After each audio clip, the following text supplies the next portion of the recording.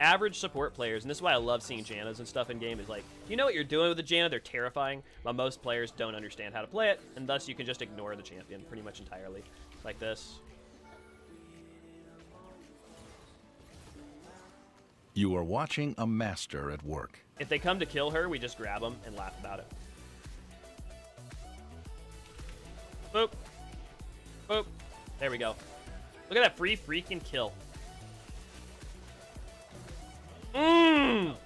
Hey guys, we're playing, it's a little blitz here, just rewatching a game from one we just played on stream, just kind of like looking and analyzing the lane phase and how we can use lane phase and a correct kind of strategic mindset to help us carry games. And this is a normal concept that you'll see like a lot of high-level coaches talk about. I'm not one of those, I just listen to them, right?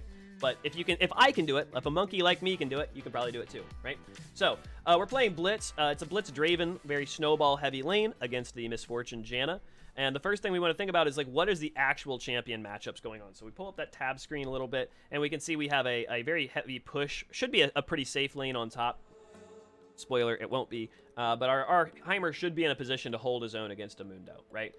We have Morgana as a jungler, which is kind of farm-heavy, a little gank-heavy. Depending on how you play her, but we know that the Shaco is going to be gank heavy because that's a Shaco, right? Melee versus melee matchup in the mid tells us that it's going to be rather aggressive, and then we look at the bot lane and we know that we should have a priority loss early game if the game goes as planned, you know, kind of as intended, because it's two range champions versus a range and a melee. So if they get the shove on us, it's going to be hard for us to counter it. So we set up initially two game plans, one in the world where our Janna shoves against us, or their Janna shoves against us, and one world where they don't. And in the world where they don't, we'll take advantage of a high level 2 power spike coming off the third melee creep on the second wave. And in the world where they shove, we're looking at a rebound, depending especially on what happens early game, and we're going to watch that now. We'll see it. Mr. Pickle! What's up? RP took a shower. Awesome. Excellent job, guys. Okay, so we're watching the game here. Just going to go through a little commentary for the game. So, right off the bat, we see that our team's kind of left lane appropriately. We can see that the Morgana is going towards top lane. Now, that's a big question mark for us, because if the Morgana stays top and goes blue and paths towards us, then that works into our game plan of being shoved initially, right? If we get shoved initially, then when we get the bounce back wave, which will happen around probably the 4th or 5th wave, then we're going to see that's about the time that she could be pathing into us and setting up a gank, right? So in a world where we're shoved in, this is a good position for the jungler to start because they're rotating towards you. However, in this game, that's not going to happen, right? The bot lane, I'm going to give you a spoiler. The Janna AFKs basically in lane and does not play appropriately. And this is like the biggest thing that I can say as a support main myself to other support players in this game. If you do not understand the wave mechanics, wave control, priority, that kind of stuff, you're going to make a bunch of misplays like this. You're going to lose games and never realize why.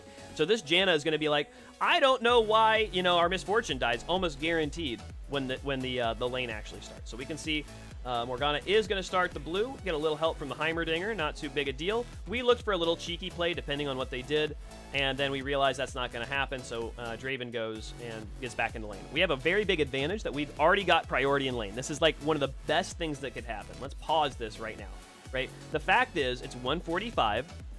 They're a little late coming down into lane. The wave's already met. They're not there. We're shoving, right? So we remember we had two potential kind of future game plans. One of them is where we get an early shove and go for a level 2 power spike. The other is where they get the early shove and we have to play reactively, right? And since we can see that we have that priority initially, that's going to be super powerful for the first 5 minutes or so, where really so much is happening. So again, if you're a support main and you don't understand that this is a big problem for the Janna, then pay attention. This is going to be helpful. So again, look at the wave state. Let's pause it now, okay? Look what's going on. Janna, about a mile behind the ADC here, okay? Draven's pushing the lane. We have more minions and higher HP than them, so we know that it's going to be pushing their way. We can see the second wave is coming through here. When the third melee minion dies on this next wave, we get level 2, and that's a huge power spike, which gives us a huge opportunity. So we're going to try to take advantage of this, right? So we're watching this. as I play. We see a ward go in this bush. That's actually good for us as well because we know we're pushing. So this ward's going to be useless when we step up in the next bush, if we have to. So we take one minion out. We're going for the early pressure. I see the next minion. Easy, free, full HP. Now look, they're backing off. They recognize we're getting a little aggressive. They make the mistake because we play passive on the third minion. They're going to step up, and we're going to get something out of this. Okay? They go in. We get the third. We hit 2. I walk up. Misfortune's out of position. Boom. Quick knock up. We go for the Q. We grab it. They flash. The ignite and damage hits. First blood. And now if you're Janna, you might say, what do? I can't control, the Misfortune getting grabbed. But it's actually Misfortune's fault and Janna's fault in this situation. Janna needed to be pushing the wave because it's a lot easier to get grabbed when there aren't minions, right? So what happened? We got the minion advantage. We shoved up a little bit in lane. They didn't respect it. They weren't in control. We walk right past their front line because it's gone, right? And easily, now there's nothing that Janna could do. So Janna's fault doesn't happen at the point of the pull.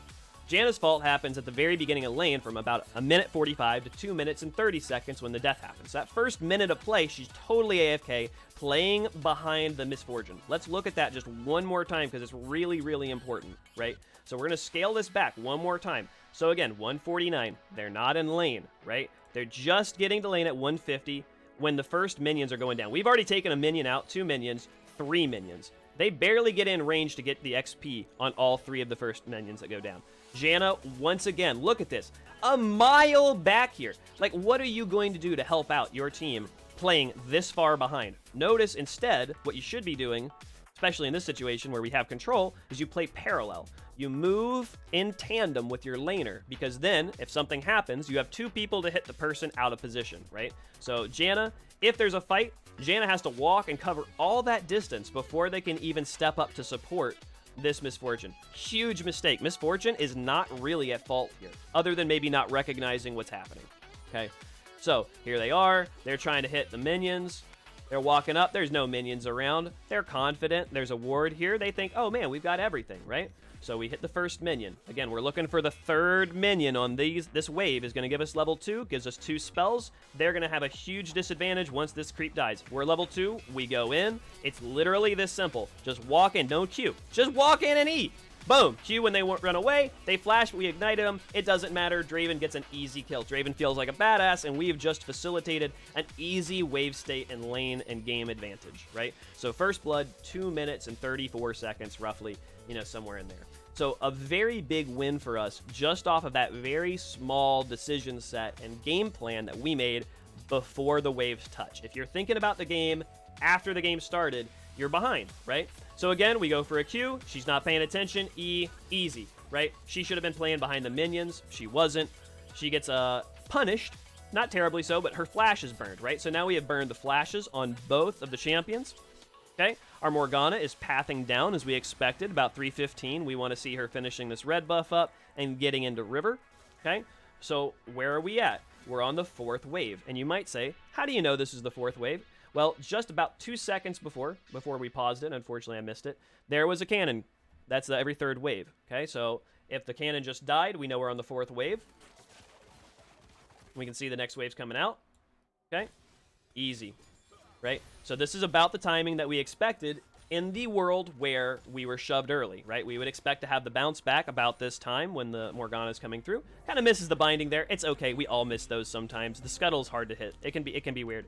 I've seen challengers and professionals miss skill shots on the scuttle. So no fault there. But what did we do? We recognized that she was doing that. We had that game plan in our head. We knew where she would path. We knew about what time she'd get there, and we were prepared for it. And just like that, now we've taken a huge control. So not only have we gotten a kill in lane, got both of their summoner spells down, their flashes, actually, their flash and heal. 2 flashes and a heal are down. So they have like almost no defensive options against a Blitz Draven that is fed.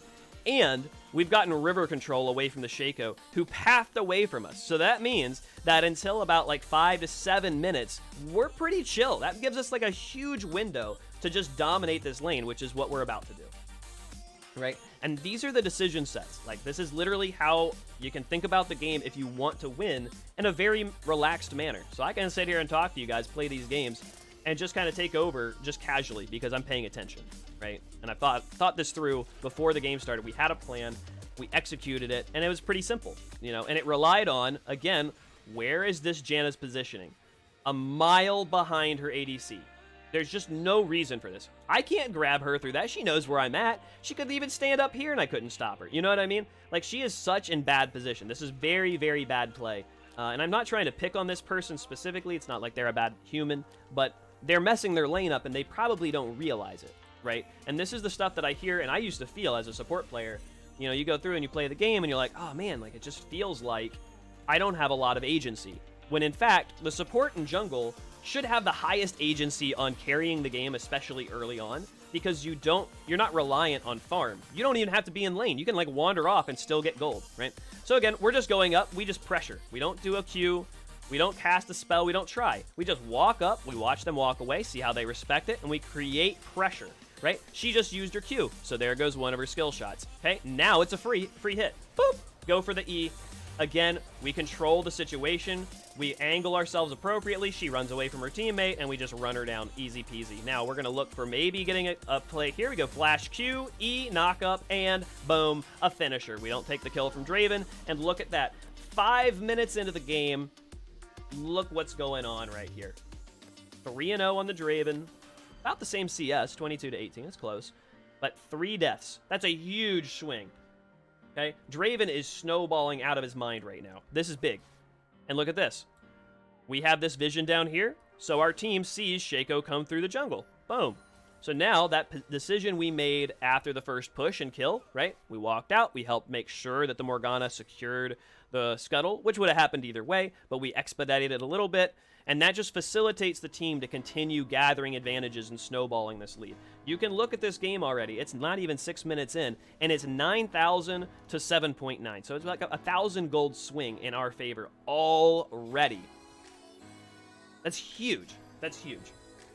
We are so massively ahead going into the kind of mid-laning phase, early, mid-game, if you want to call it, right? So you know he's going through his jungle again because we got that vision. They've warded up a little bit. They're just starting to, like, look, right? They got a little ward in there, not much. We've got some vision. We're just kind of playing around. So we're looking around the map. And again, let's think about this. We jump back 15 seconds, right? So we leave lane. We've recalled. What's the game plan that we want to go through? These are the type of questions you should be asking yourself when you're playing, right? We've looked at the lane situation. We can see we're losing on top. We can see that mid lane's about even, maybe a little behind on our side. We're winning on bottom.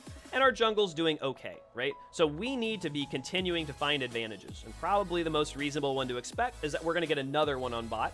So we're probably going to path towards bot lane, even though we might be able to influence something in this situation, potentially, right? I can see that this lane's in an ugly situation, and it's not really the time for us to go up there. Yone's still just kind of duking it out. The jungler's hovering and watching this lane pretty closely, and we're going to get a free kill. So even if we would have pathed towards mid lane, it wouldn't have mattered, you know? Often you want to path towards mid lane when you can because you can influence another lane, help them snowball, facilitate their carrying, etc., be involved in the game. But as it was, it wouldn't have mattered in this specific situation. Right? So we come back down here. We can see there's a big wave. We're like, hey, let's just see if we can slow the wave down a little bit and make sure the Draven gets as much XP and CS as possible. I thought about and actually considered and did a little bit of like a kind of stall here to kind of keep it away from the tower. It was just too many minions to stand there and do that. I'm not going to lose all my HP for that. You know, that would be dumb. So we just respect the wave, we let it crash, and then we're going to look for a play just like we did before, right? So we just walk up, we create pressure.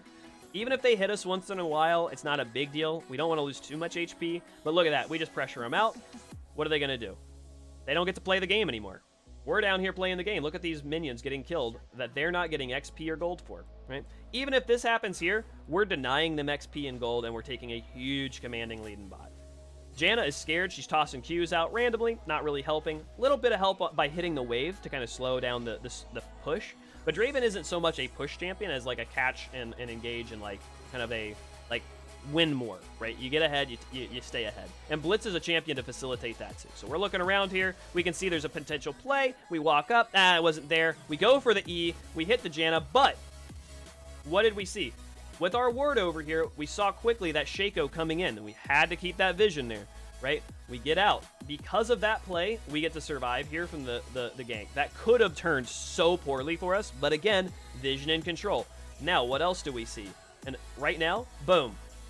4 people on bot lane. They are so scared of our bot lane. They sent 4 of their 5 team members down here, and the only person left is their Mundo, who has teleport.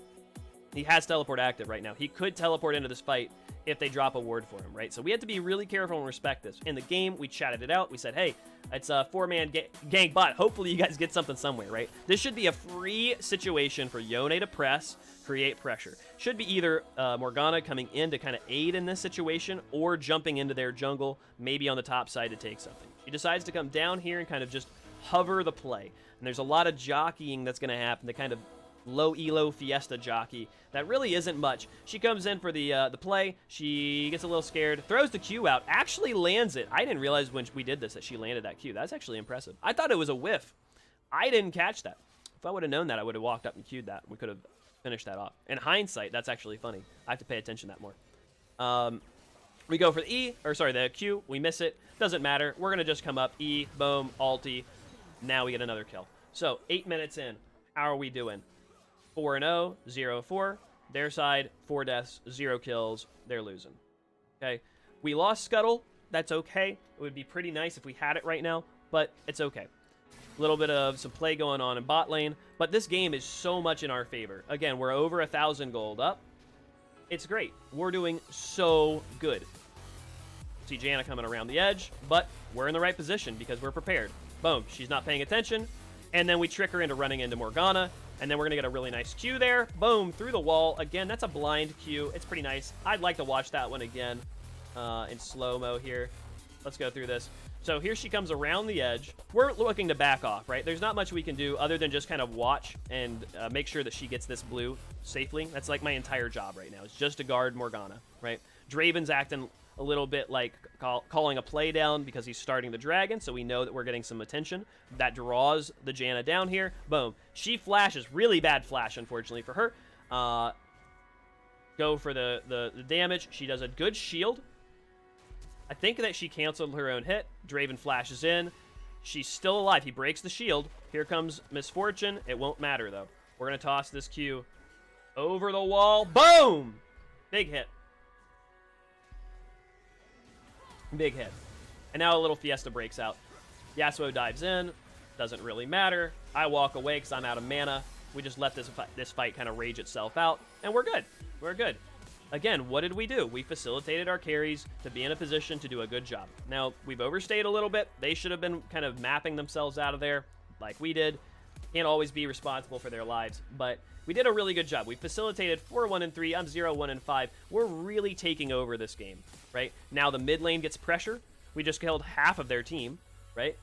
And just like that, the Mundo had to move down here. Heimer gets free pushing, right? And we get so much pressure on the map because we've just been making the correct call pretty consistently across the first 10 minutes. So many small micro decisions are snowballing into very good leads right now, right? Another way to look at it, look at the lane levels. They just hit level 6 at 9.5, almost 10 minutes in.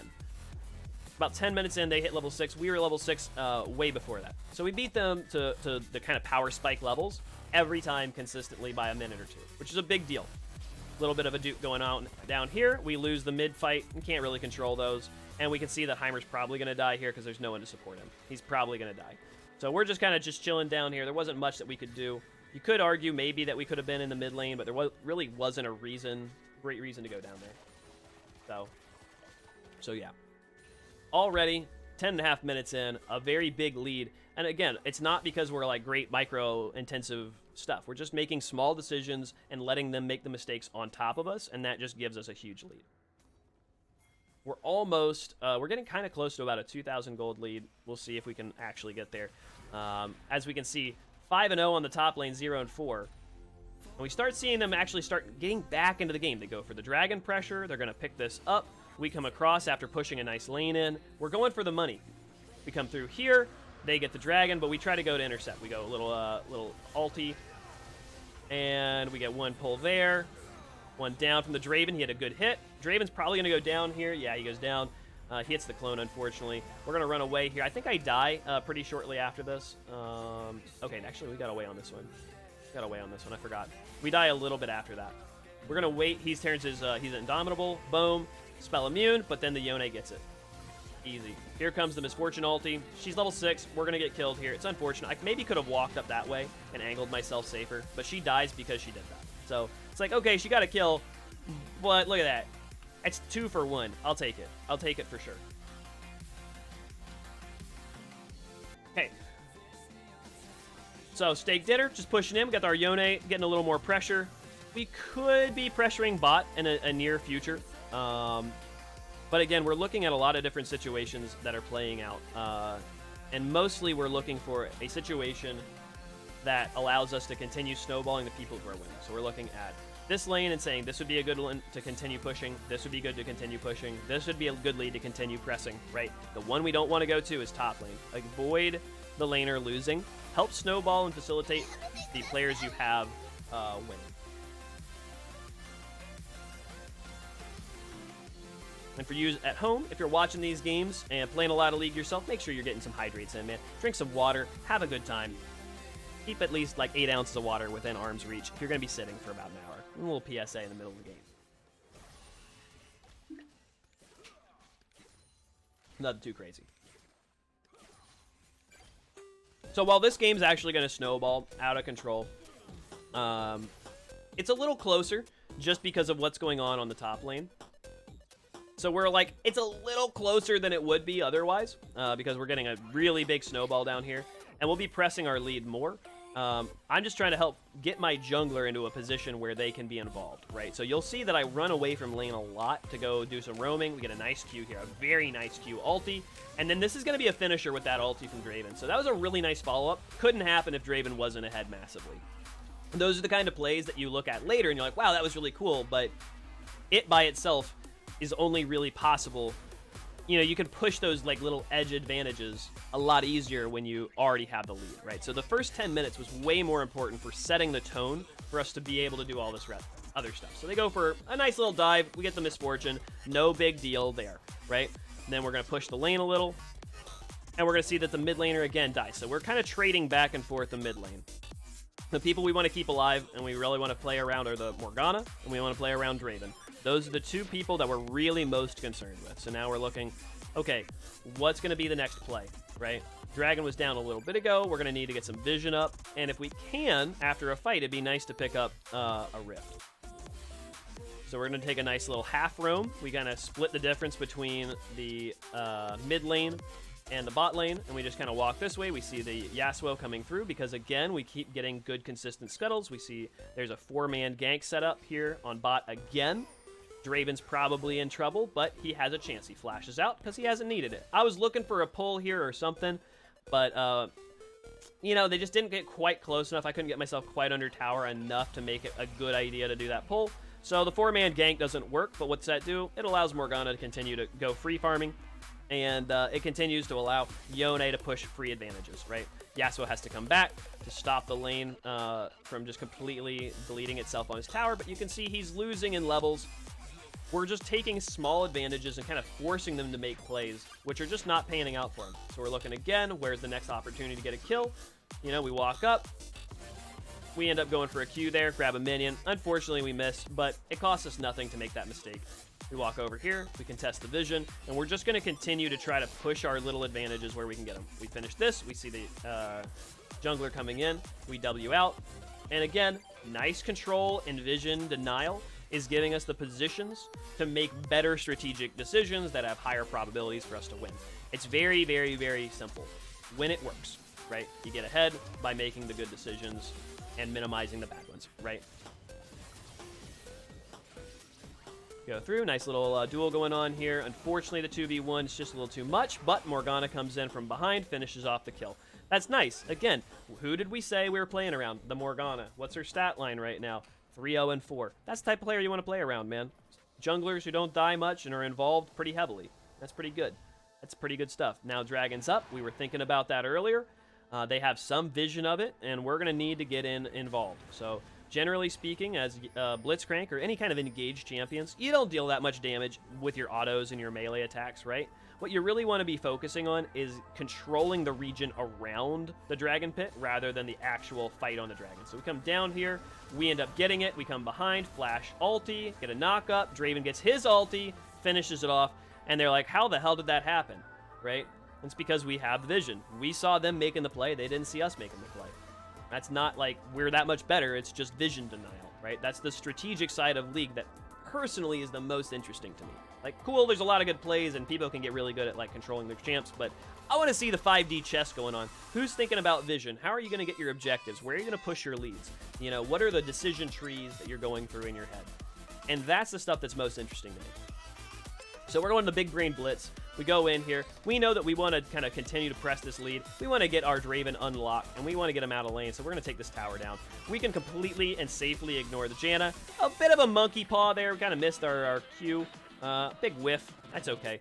That's all right.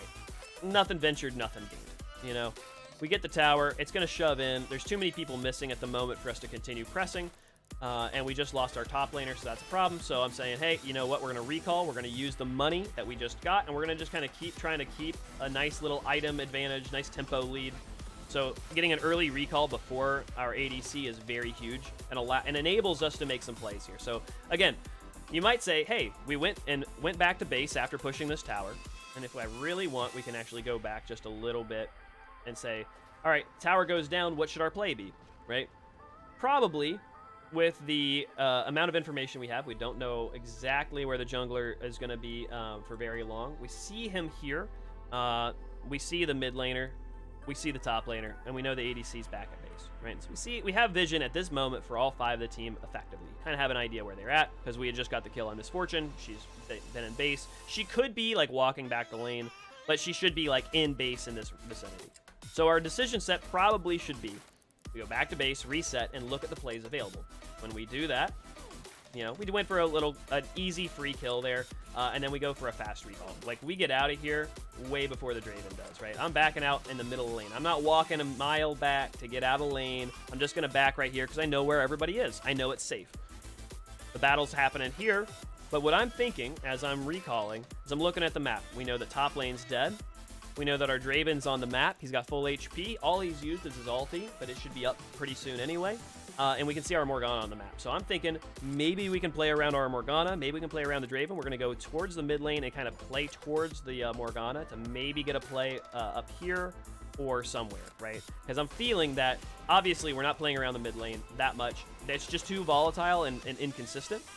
And our jungler is about to try to make some sort of play happen. So we're going to head this direction and kind of follow up. We're assuming that the Shaco is going to try to interrupt the gank or something. And so we're just going to kind of try to be here to support and facilitate, just kind of keeping her okay and safe, right? It's not so much about us, like, causing something to happen, but rather, like, stopping them from getting the free kill on the Morgana, who's a bit out of position, right? So we're trying. We get the Heimer over here. She goes down. Not great for us. He jumps the wall. It's a bit of a Fiesta fight. I'm not doing much. I miss a Q. Pretty big whiff. Go for the E. It doesn't matter too much. We're trying our best. He gets a kill. That's good for us. We just got a shutdown. We got him ahead. Now Draven's here. Okay, we're going to try to chase this down. Unfortunately, I just should have pulled the trigger on the Q here a little earlier. I miss. I let him get too close to the wall. It's a big whiff there. Not a big deal, but it would have been nice to get this kill. It's fine. He gets to escape. Now the team's rotating around us, and we're way over our heads. We definitely mispositioned. We're going to use our ulti, and we're just going to get out of here. Just going to get out of here. We can extract ourselves having lost nothing, but this big crash down here is a mistake. So the Draven rotating up here and us being up here and no one coming down here to grab this farm is a mistake by our team. Absolutely, no question about it. Someone should be collecting this farm. That money and experience and gold is being lost.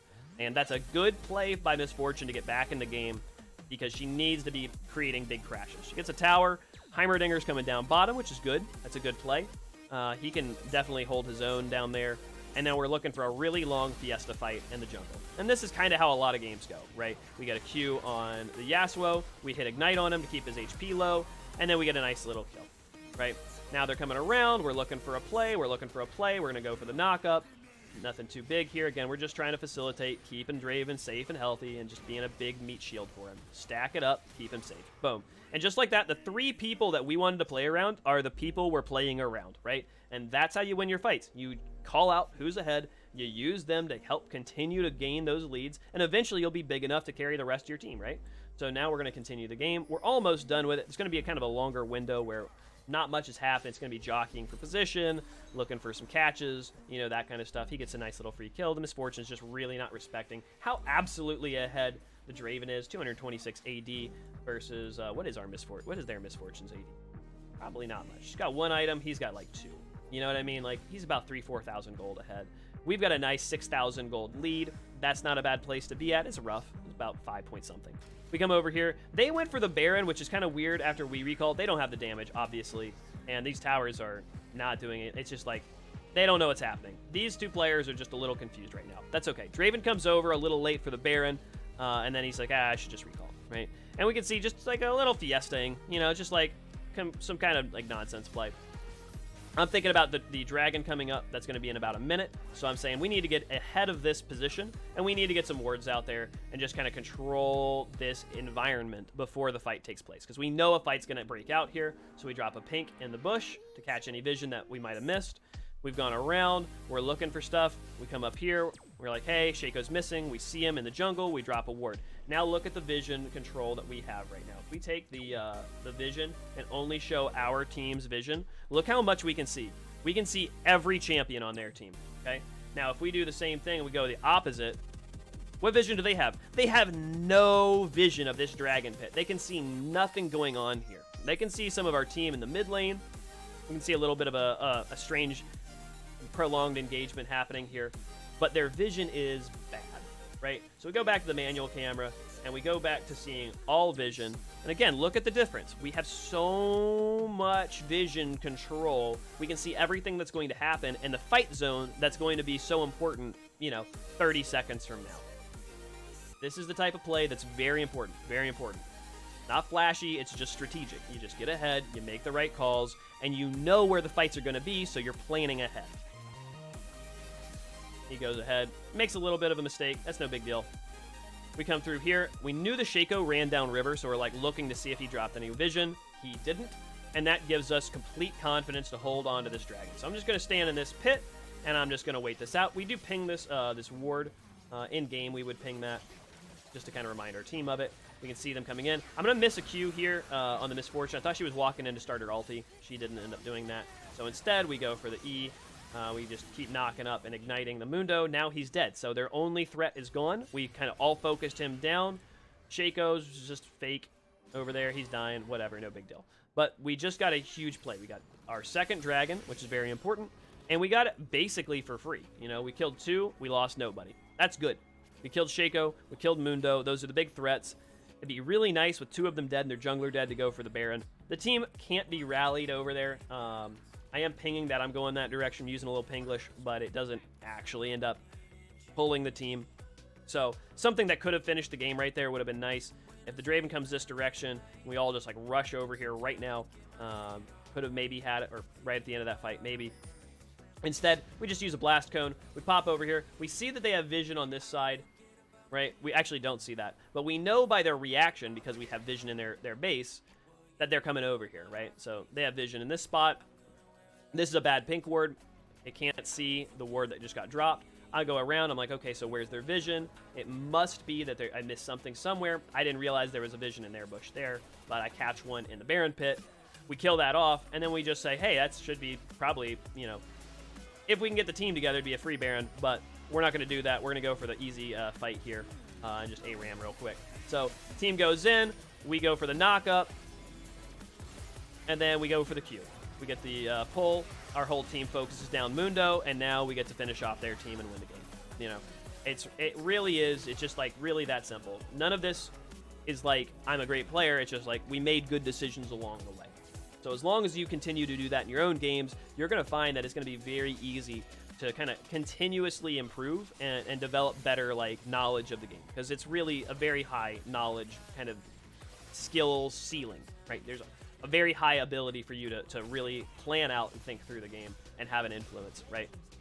So because of all of those little decisions that we've made, we're at 23 minutes with most of our towers intact, just shoving straight down the middle of the game, you know, 5-man, and the other team's probably like, oh man, I wish my team did shit. You know, we go for a Q there, pick up the Misfortune.